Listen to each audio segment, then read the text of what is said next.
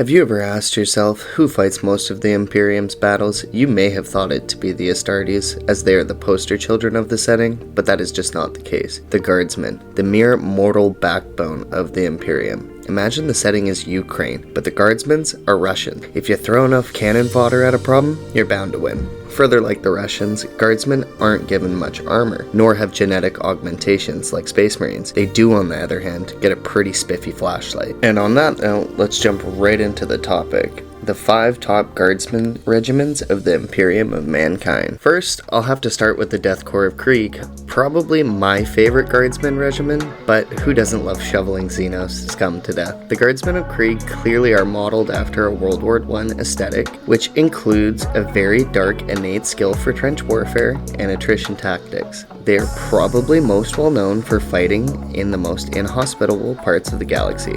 And why is this? Well, it probably starts with them and where they're from with their history and betrayal to the Emperor, which resulted in the Loyalists nuking the entire planet. Funny when you weaponize autism. The planet of Krieg is now a toxic radio death world. Sounds pretty fucked, though this has actually led to the Death Corps of Krieg being one of the most resilient forces the Imperium has to offer. Unwavering courage, innate fortitude, and unmatched morale. Yet at these regiments within the Imperium can also allow high casualties for unyielding results. Guess the suicidal charge isn't really just for everyone. Second, we have the Acadian Guardsmen, the poster boys the GW pushes as it sells the most models within the line. The Death Corps of Krieg, in my opinion, are way cooler, but alas, I must do my job. This particular regiment is probably the most prevalent amongst a wide range of battlefields within the Imperium. Though I may be wrong, I am prepared to start a fight within the YouTube comment section. In my not so humble opinion, the only reason Cadians are liked is because of their last stand lord on the planet of Cadia,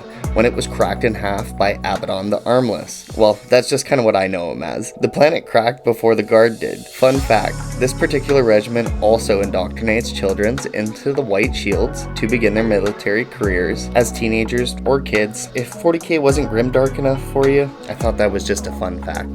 Third, we have the Cadian Jungle Fighters. Their homeworld of Cadian is a jungle death world, where natural selection ensures only the most deadly flora and fauna survive. Cadians believe that even the most suicidal of military engagements are walks in the park compared to spending a single day within their lethal jungles. Clearly hard as fuck. They have become legendary amongst the rest of the Imperial Guard and sometimes even compared to Astartes. Remember, these are mortal men and they aren't given a bunch of super trend and fancy war gear like Space Marines. Not only that, Cadian regiments are structured completely different, favoring leaders who walk amongst the battle lines, earning their trust within their ranks, causing a reputation for willfulness amongst others, not subjugated to these formal rank structures and unearthed authority, which is very different. I guess these chads don't need a commissar bullet to the back of the head to follow orders. Fourth, we probably have the most well-equipped Astra Militarum regiment. The Militarum Tempestum are highly trained shock troops of the Scholar Progenium.